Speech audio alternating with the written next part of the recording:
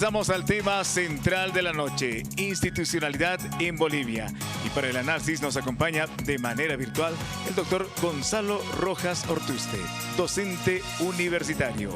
Institucionalidad en Bolivia, tema que ponemos en análisis aquí en Cartas sobre la Mesa. Adelante, Omar Gómez. Muchísimas gracias, Henry. Agradezco al doctor Rojas por la gentileza que tiene al poder aceptar esta invitación a conversar sobre este tema tan crucial. Gonzalo Rojas es profesor del CIDES. Para mí el CIDES es el primer posgrado y el más importante. Además, Gonzalo ha sido mi profesor. Así es que, Gonzalo, muchísimas gracias por la amabilidad y la gentileza al aceptar esta invitación. Bienvenido a nuestras Cartas sobre la Mesa. Un gusto, Omar. Un saludo a la teleaudiencia universitaria. Gonzalo, comencemos para que nos ubiquemos. ¿Qué debemos entender primero por institucionalidad en nuestro país en una categoría abstracta de la construcción del Estado? Así es. En general del Estado y de las instituciones públicas, ¿no? Bueno, de hecho cualquier institución en general, pero no está concentrada en las públicas, que son las vinculadas a lo político, ¿no? Y a la política. Hay que entender básicamente un conjunto de reglas, ¿no? más que organizaciones, reglas que se siguen, no solamente son fundamentales, están vinculadas a fines específicos, y en ese sentido un poco también se aleja de la idea clásica de la burocracia, ¿no? Y tiene que ver más con determinados fines, en algunos casos muy operativos, muy concretos, pero estos fines a su vez están conectados con valores que asumimos que son deseables, que son buenos, que son necesarios para la convivencia.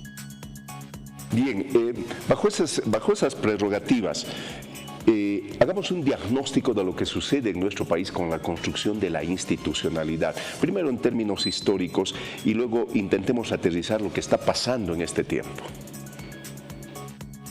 Y mira, la mayoría de nuestros países, los latinoamericanos, digamos, surgen a la vida independiente y por tanto a tener estados independientes soberanos con el proceso independentista que es romper con el colonialismo español, en el caso del mundo hispanohablante, y después de una guerra larga de búsqueda de independencia, verdaderamente sangrienta, dura.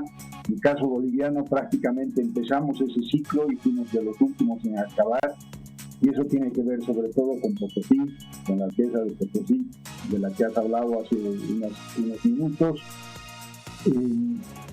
Y por tanto se sintió muy pronto, el propio Bolívar pensaba eso, la necesidad de gobiernos fuertes, que pusieran orden después de un tumulto de 15 años.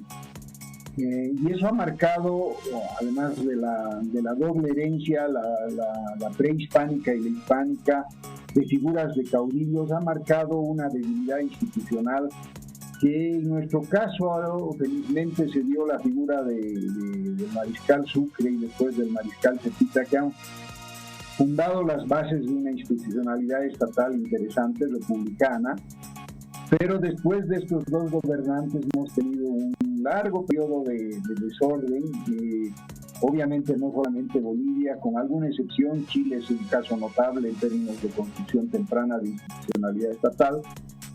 Y en nuestro caso, después de la Guerra del Pacífico, ha habido como un llamado de atención a las élites y hemos tenido unos casi 40 años de estabilidad, aunque en la mitad hubo también una suerte de guerra civil que la conocemos como Revolución o Guerra Federal.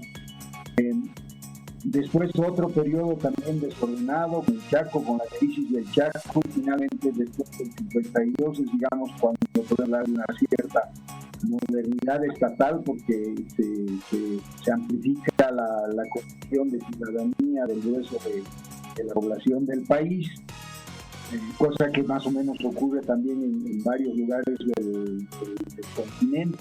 Incluso Europa un poco más tarde, ciudadanía para las mujeres, por ejemplo en Bolivia ha habido más temprano que países emblemáticos de democracia en Europa, Suiza por ejemplo, para dar un ejemplo paradigmático. y después el periodo de las dictaduras militares, que una excepción han sido obviamente de mando, que es lo contrario de la institucionalidad. La institucionalidad implica que los ciudadanos asumen cierto tipo de restricciones, ejercicios de derechos, pero dentro de marcos de la ley, mientras que las dictaduras, como sabemos, se rigen por el miedo. Después hemos tenido el periodo amplio de la democracia pactada, digamos de 2 décadas, donde quizás hemos tenido los mayores avances institucionales, cierto que con un déficit en términos de mejoras sustantivas en el ámbito económico-social. Y después el masismo, con una enorme retórica de inclusión, feminismo, de pluralidad, pero con un creciente autoritarismo, y hoy estamos viviendo una fase aguda. Para entrar en materia, digamos que está muy debilitada la institucionalidad del país, y si continuamos así, nos esperan amargos. De hecho, los actuales no son gratos. Qué interesante ese recorrido histórico, Gonzalo. A ver, analicemos nuestro tiempo, porque eso es lo importante. Es decir, ¿cuáles son los grandes problemas? Es decir, ¿cuál es primero la gran traba en este momento a la construcción de una institucionalidad solvente y fortalecida en nuestro país? ¿Qué elementos concurren a que eso no esté dándose en nuestro país? Para ir rápido a la respuesta, con Max Weber, digamos que el tipo de régimen con caudillo es el enemigo de la institucionalidad. Cuando tienes caudillo, cuando tienes, digamos, un régimen caudillista, lo que tienes es el líder carismático que con ciertos atributos de cantidad, de excepcionalidad, impone voluntad por encima de las normas. Le meto nomás y después que vengan los abogados y arreglen. Nos es familiar esa frase, ¿no ve? Bueno, estamos viviendo 15 años de eso.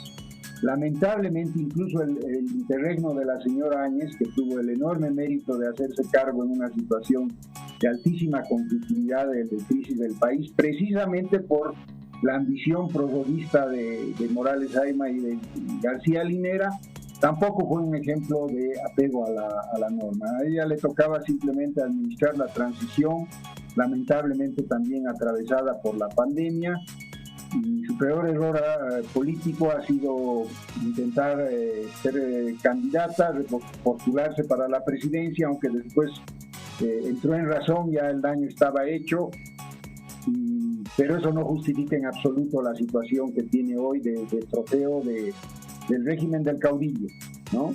Ese es el principal problema, porque es justamente lo contrario del tipo de gobierno, usando las categorías weberianas que introduje, legal, racional, que están cercanos al paradigma republicano, simplemente que en el paradigma republicano hay además una apuesta importante por valores democráticos de los propios ciudadanos, que no son simplemente gobernantes, sino son la base sustantiva de la soberanía.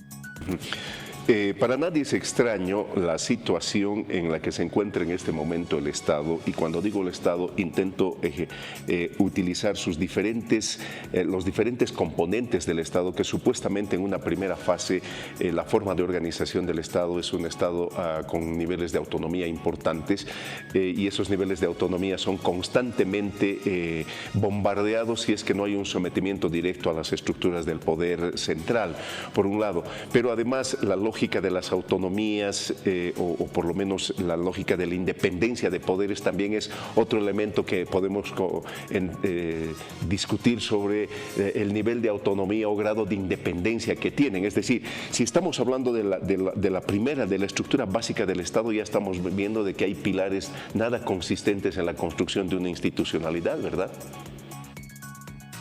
Así es. Como sabemos, hoy hay una movilización importante abanderada por juristas en el país, también plataformas ciudadanas, CONADE, que buscan recuperar la institucionalidad de la justicia. La justicia es importantísima y no afecta solamente a los políticos. Hoy vemos movilizada a gente en la calle pidiendo 30 años para la señora Áñez, entendiendo que la justicia es una suerte de venganza política, ¿no? Primero, que de lo que le están juzgando ahora, de lo que está a punto de haber sentencia, no tiene que ver con Sencata y Sacaba, que también es un tema del que se podría discutir. No es una simple masacre, había una situación de peligro ahí. Basta decir Sencata, asociamos inmediatamente con la refinería de gas y los riesgos que pudieran haber cuando se deriva un muro, ¿sí? Pero para centrarnos en la pregunta, si la justicia está sometida al poder político, no existe, para decirlo rapidísimo. Y lo vemos en este uso tan desequilibrado, ¿no? Por ejemplo, del caso de la señora Áñez versus aquel binomio que ha transgredido la voluntad soberana expresada en una... Ya no hay un ejemplo más acabado de transgresión abierta a el orden legal constituido, que es desobedecer simplemente un referéndum. Tan es así que ni siquiera está prevista una sanción, un tipo de pena especificado en el Código Electoral o en el Código Penal para una transgresión, porque a nadie se le hubiera ocurrido simplemente quien ha perdido un referéndum lo desobedezca abiertamente e invoque un derecho humano. A mí me gusta hacer modesto y decir que casi no nos dicen que es un derecho divino para reelegir eternamente. Y fíjense cómo esto tiene efectos. Primero, en otros niveles del gobierno, pero incluso en la universidad. Hace poco hemos sido impactados por la permanencia ad eternum de ese dirigente de la CUT, que simplemente había hecho su vida como dirigente y en los últimos años además ganaba un jugoso sueldo. ¿Por qué?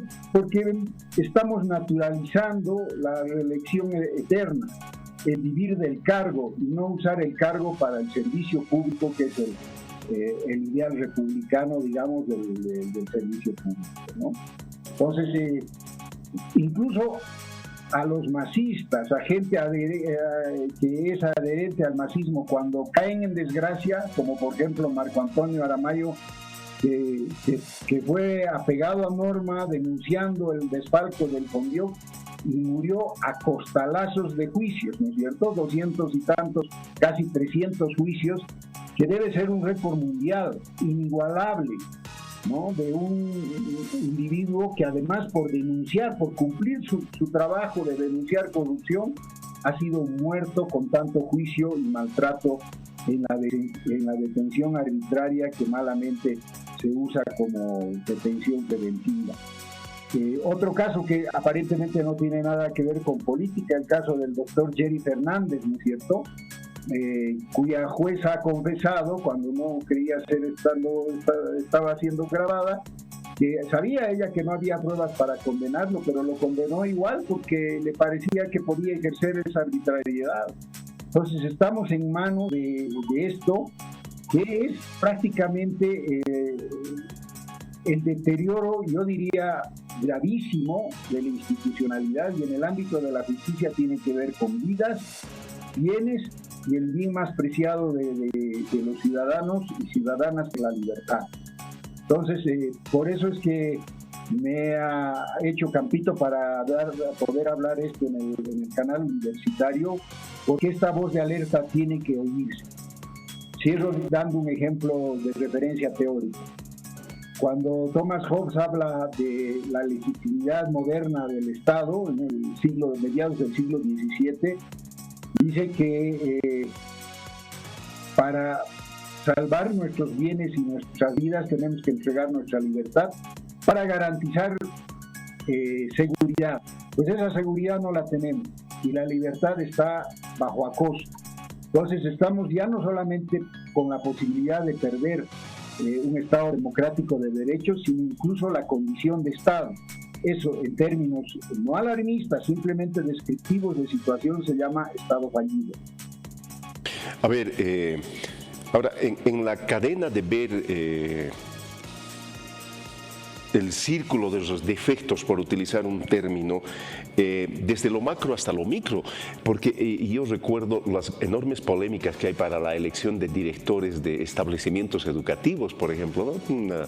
Unas discusiones terribles donde las dirigencias sindicales reclaman que se respete la norma, la institucionalidad, etcétera.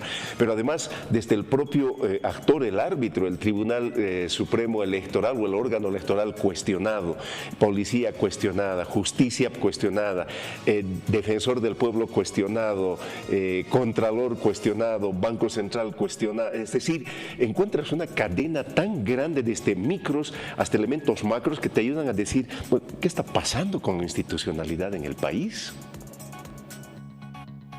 Así es, Omar, has dado en el clavo, es efectivamente así.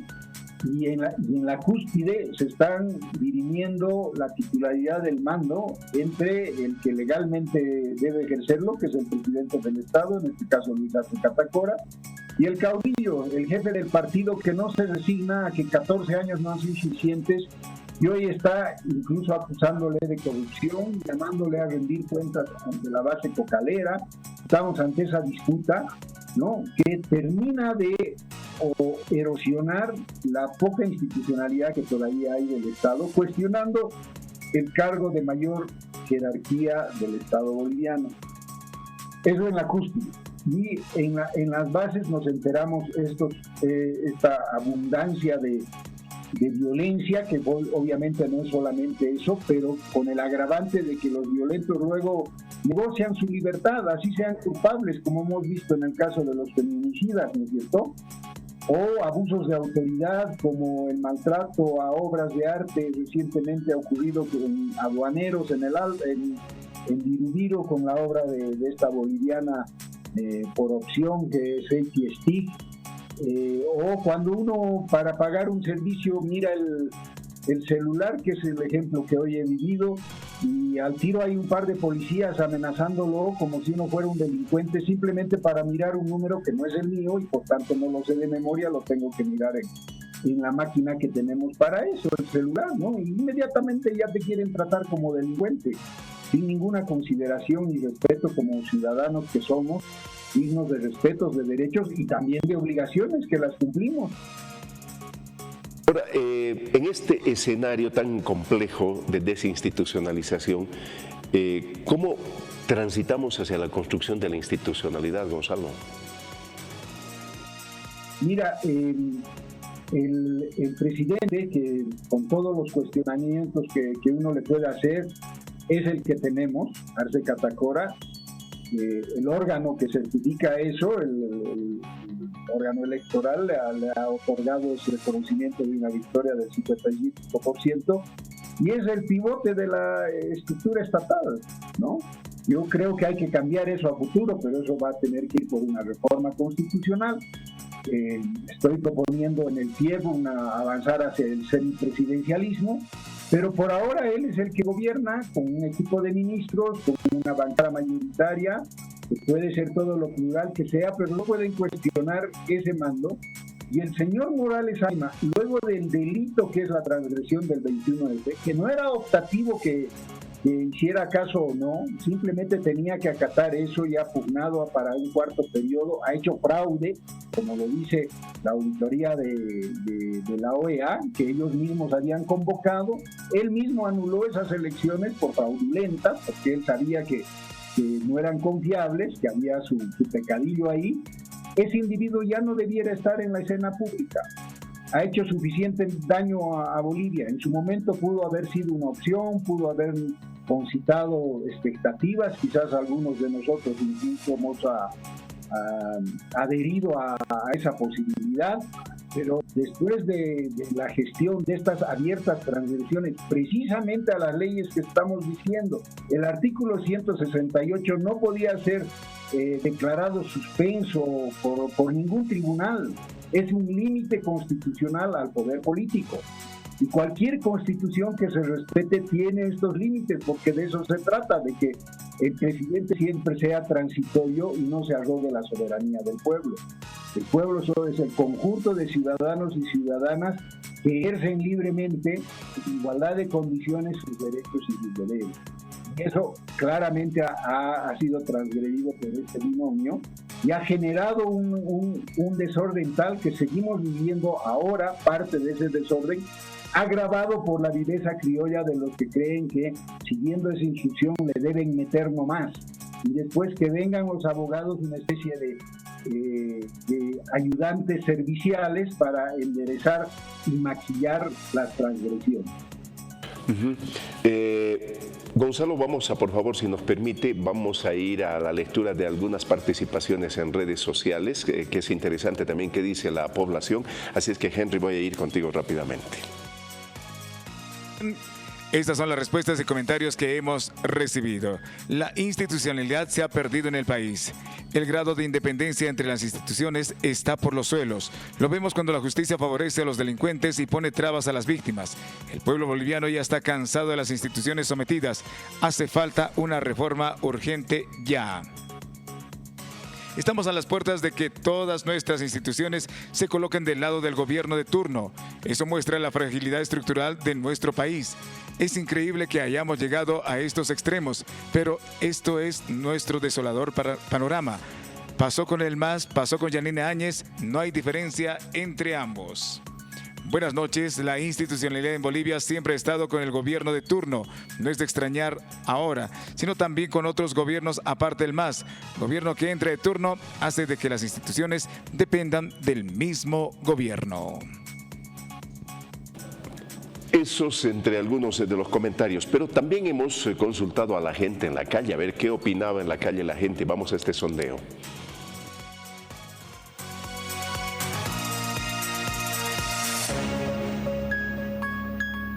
Lamentablemente las instituciones todas están politizadas, no tienen buen resultado, no trabajan de acuerdo a las capacidades que deberían tener y quien pierde es el país. Claro, si las instituciones se acatan de acuerdo a la norma, yo creo que todo saldría bien. Pero lamentablemente, por ejemplo, le colocaré la justicia. Generalmente la justicia no se basa de acuerdo a ciertas normas que deberían estar.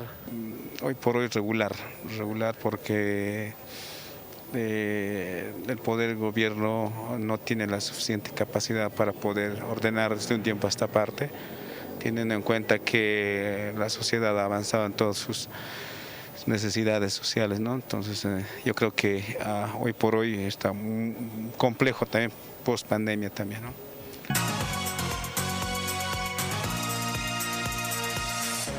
Ese es el criterio de la ciudadanía en general sobre la construcción de la institucionalidad en el país. Gonzalo, ¿qué relación existe entre un grado muy bueno de desarrollo institucional y el nivel de desarrollo de un país? Los estudios que hay sobre institucionalidad, sobre el neoinstitucionalismo, así se llama una corriente en economía que ve que el ambiente en el cual se desarrollan negocios y emprendimientos es importante, deja sin duda el hecho de que estabilidad y reglas claras tiene que ver con el desarrollo. Pero incluso más allá, el grado de bienestar que está asociada a la categoría de desarrollo sostenible tiene que ver con ese tipo de sujeciones a la ley. Lo que está ocurriendo, por ejemplo, con la minería del oro, que está depredando el norte paceño y la Amazonía en busca de oro sin ninguna regulación, ¿no? Se tiran la bola una a otra instituciones que tienen que ver con el asunto porque son parte del negocio, ¿no? Entonces es sin duda importante. Me gustaría aprovechar para hacer un comentario a uno de las opiniones que se han vertido, que parece como resignación de que así ha sido, así siempre será, y no es verdad. Hemos tenido en el tiempo cercano, no estoy hablando de la época de Sucre, de Bolívar, de Mariscal Santa Cruz, de Pantaleón Valencia, no, que hemos tenido una corte electoral digna de respeto, la que se ha llamado de notables desde el 91 adelante, que ha convivido con honestidad y transparencia en las elecciones hasta la victoria del masismo el 2005. Hemos tenido una Corte de Justicia que ha sido capaz de restituir en su cargo a Evo Morales cuando fue defenestrado del Parlamento, del Congreso Nacional, en 97, elegido en 97, y que cuando Tuto Quiroga gobernaba el país fue expulsado del Parlamento, pero por vía de justicia se ha reconocido sus derechos y ha sido reinstalado como diputado y se le han pagado sus haberes por el tiempo en que había quedado fuera del foro más importante de la democracia, que es el Parlamento. García Linera fue acusado de terrorismo y en el proceso se cumplieron los plazos, no fue sobreseído, es decir, no fue declarado inocente, pero simplemente se cumplieron los plazos en los que tenía que cumplirse el llevarse adelante el juicio, y se le quitó el enjuiciamiento y se lo liberó. Estos son casos recientes, políticos, con actores que conocemos, donde la justicia ha operado de una manera independiente. No es en todos los casos universal, por supuesto que no somos la maravilla andando, pero han habido esfuerzos más o menos logrados de estabilidad institucional, de respeto a orden, a procedimientos. Nada de eso hoy se respeta, ¿no? Y estamos a punto de condenar, o están a punto de condenar a una mujer que nos ha ayudado en un momento muy difícil. Se ha podido equivocar, ha podido tener un muy mal gobierno, lamentablemente pandemia de por medio, ministros ineptos o matones igual que los precedentes, pero que la enjuiciemos y quizás ahí deteriore su salud de manera irreversible, Dios no lo quiera, es gravísimo. Y como eso hay varios casos, ¿no es cierto? He citado algunos, podría citar, hoy me he enterado del caso de una ex viceministra ya de este gobierno que está en la pobreza, ha estado 11 meses detenida preventivamente y por tanto impedida de trabajar y ganarse sus bienes. Masista, igual que la señora Parra, sucesora de Marco Antonio Aramayo en el Condio, también acosada por unos juicios, no serán tan cientos, pero igual impedida de trabajar y de ejercer su derecho a la vida por acusaciones y robos de otras personas que están hoy disfrutando de esos bienes porque del Condio no se ha recuperado lo que yo. Gonzalo, muchísimas gracias por la amabilidad, que no sea la primera ni la última, lo estaremos convocando en cualquier momento. Un abrazo, muchísimas gracias. Gracias, Omar, un saludo a la audiencia universitaria de este canal. Estábamos con el doctor Gonzalo Rojas Ortuste, docente de la Universidad Mayor de San Andrés y particularmente del posgrado en Ciencias de Desarrollo, CIDES de la UMSA. Contigo, Henry.